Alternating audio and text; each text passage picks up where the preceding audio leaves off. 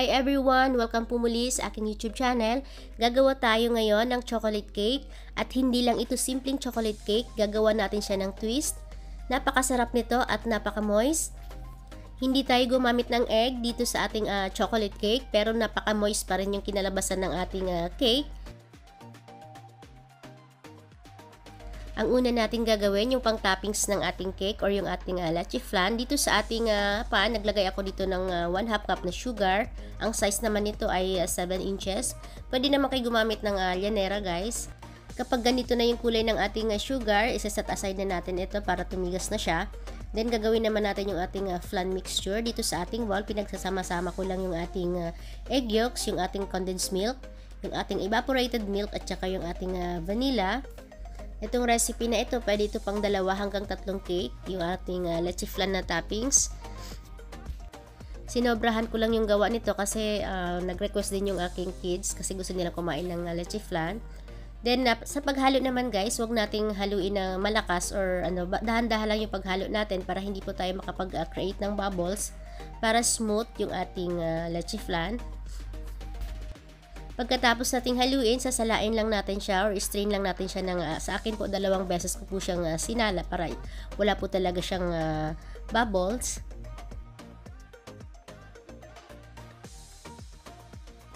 Ilalagay na natin siya ngayon dito sa ating baking pan na may caramelized sugar. Then steam lang natin ito ng 45 to 50 minutes. Guys, dapat mahina lang yung apoy natin para hindi po siya kumulo at magkakaroon ng mga bubbles sa loob ng ating leche flan. Mahinang-mahina lang po yung apoy natin. Huwag nyo rin po damihan yung tubig sa inyong steamer para hindi po direkta yung sobrang init dun sa inyong leche flan. Malalaman nyo na maganda yung texture ng inyong leche flan kapag ganito siya, smooth yung ibabaw ng inyong leche flan. Pagkatapos natin siyang palamigin, ilalagay natin siya sa fridge overnight. Then dito naman tayo sa eggless chocolate cake. Gagawin muna natin yung ating buttermilk. Pinagsama-sama ko lang yung milk at saka yung ating vinegar. Pwede po kayong gumamit ng lemon. Then, isift na natin yung ating mga dry ingredients dito sa ating isang bowl.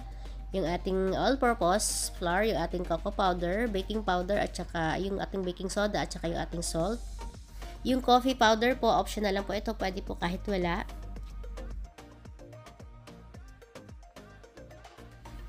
I-mix lang natin ito, then iset aside lang muna natin ito. Then, dito naman sa ating isang bowl, ilalagay na natin yung ating sugar at saka yung ating oil. I-beat lang natin ito ng mga 2 minutes hanggang sa well blended na yung ating sugar at saka yung ating oil. Then sunod nating ilalagay yung ating yogurt. Ito po yung pangpalit natin sa egg. Pero kung wala kayong yogurt guys, pwede kayong gumamit ng egg dito ng 2 large. Then ilagay ko na rin yung ating vanilla. Then continue lang yung pag-beat natin hanggang sa magiging smooth na yung ating liquid.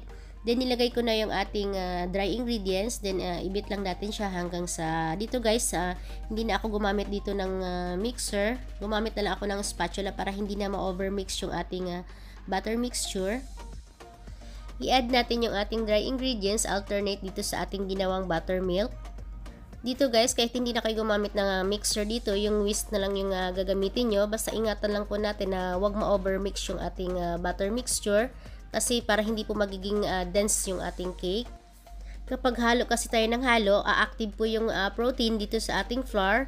So, ang mangyayari po, magiging gummy po yung texture niya at magiging dense na po siya. So, hindi na po maganda ang kalabasan ng ating cake. Kaya tama lang po yung paghalo natin hanggang sa wala na kayong makikitang dry flour dito sa gilid ng ating bowl.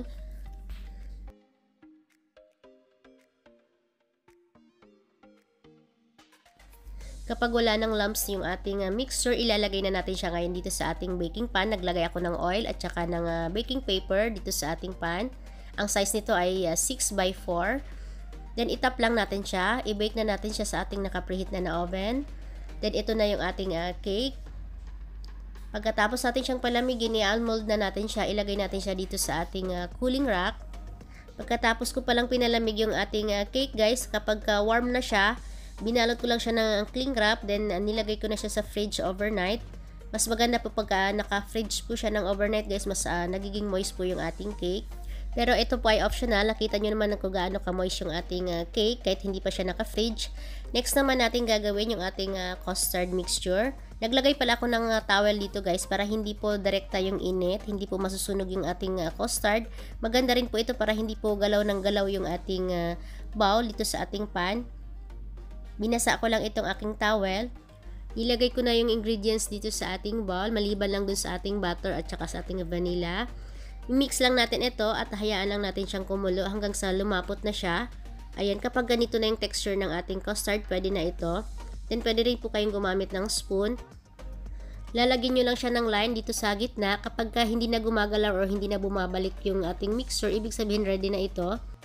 Tatanggalin na natin siya ngayon sa apoy. Then, ilagay na natin yung ating vanilla at saka yung ating butter. Then, i-mix lang natin ito hanggang sa magiging smooth at saka glossy na yung ating custard flan. Then, after natin siyang ma-mix, sa akin po, ginawa ko, in-strain ko lang siya or sinala ko lang siya para maiwasan po. Ayan po, nakikita nyo may mga lumps. So, kailangan natin siyang salain para magiging smooth yung ating custard. Then, naglagay ako ng cling wrap dito sa ibabaw ng ating custard. Then, ilagay na natin siya sa fridge. Pwede nyo siyang i-fridge overnight or pwede nyo siyang ilagay dito sa ating bowl na may ice or yellow. Last natin gagawin yung ating chocolate ganache. Dito sa ating pan, pagsasamahin lang natin yung cream natin at saka yung ating corn syrup. Kung wala kayong corn syrup, pwede naman. Then, hayaan lang natin siya mag-simmer. Kapag ganyan na siya, nag-simmer na siya, ilalagay na natin siya ngayon dito sa ating chocolate. Ang ginamit ko naman dito ay dark chocolate.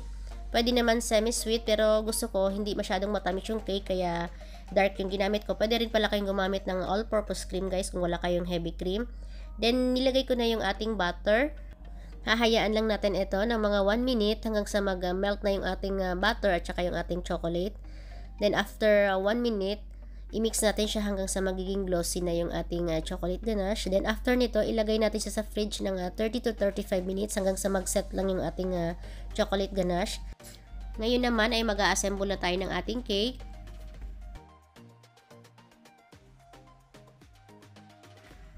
Ito na yung ating chocolate ganache. Dapat ganito lang yung texture niya guys. Kapag nasobrahan nyo ng baba doon sa ref, magiging matigas na po siya. Pero kapag nangyari yon, pwede nyo namang ilagay ulit sa double boiler. Ilagay nyo siya sa bowl na may mainit na tubig. Then tunawin nyo konti. Then ito na yung ginawa nating custard. Ayan, ilalagay na natin siya ngayon dito sa ating cake. Ito ng custard naman guys, pwede ito pang dalawang cake. Depende kung 8 inches yung gagawin nyo. Ayan, sakto lang siya. Add ko lang guys, kung meron kayong recipe ng chocolate icing nyo or chocolate buttercream, pwede nyo gamitin dito. Or pwede nyo gamitin yung aking chocolate fudge icing. Mas less yung costing nun, mas mura siya kaysa dito sa ating chocolate ganache. Then doon naman sa ating leche flan, kung meron din kayong recipe, pwede nyo gamitin yon. Or meron namang maraming nabibili sa labas, basta siguraduhin nyo lang na masarap yung leche flan na gagamitin nyo. Dito kasi guys, hindi talaga ako nagtitipid ng mga ingredients dito sa aking mga cakes. Okay lang medyo pricey yung ating cakes, basta hindi naman tayo mapapahiya sa ating mga clients or magiging satisfied naman yung ating mga clients sa ating mga ginawang cakes. Ito na yung leche flan na ginawa natin. Ayan, na-chilled na ito overnight. Kung gusto nyo palang kalahati lang ng recipe ang gagawin nyo, ilalagay ko rin sa description box yung kalahati ng recipe. I-slice lang natin ito into cubes. Kung malaki yung cake nyo guys, halimbawa kapag 8 inches yung gagawin nyo, so medyo lakihan nyo rin yung slice ng inyong leche flan. Ito na yung ating cake, na chilled na ito ng 30 minutes. Ayan, then ngayon gagawin natin yung final coating ng ating cake. Pagdating naman sa price dito sa ating cake, pwede nyo siyang ibenta ng 700 to 800 pesos. Depende po, again po, depende po sa ingredients na ginagamit nyo sa inyong area. Kasi hindi po tayo pare-pareho ng mga presyo ng mga sangkap na ginagamit. Ang pwede nyo gawin, i-total nyo lahat ng nagastos nyo dito sa isang recipe na ito. Then, i-times 3 nyo lang para pag tumawad siya or humingi siya ng discount yung inyong client, pwede nyo pa siyang bigyan ng discount. Ilalagay na natin ngayon yung ating leche flan. Yung border natin guys, kailangan na saradong-sarado siya para hindi po lumabas yung sauce ng leche flan natin. Again po, pwede nyo gamitin yung aking isang recipe ng chocolate buttercream doon sa aking chocolate moist cake.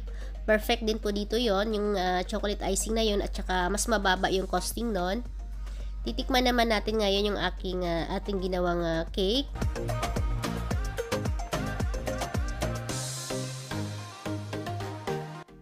Napakasarap nito at sobrang nagme-melt sa inyong bibig kapag sinubo nyo siya. Nandun yung pagka-creamy ng custard, then yung ating cake, tama lang din yung tamis. Then yung ating chocolate ganache, medyo mapait-pait. Napaka-perfect ng combination nila. Tamang-tama ito sa mga chocolate lover dyan, then yung mahilig din sa leche flan. Kita-kits tayo ulit sa aking susunod pang mga videos. Salamat po sa inyong panonood. Mag-iingat po tayo palagi.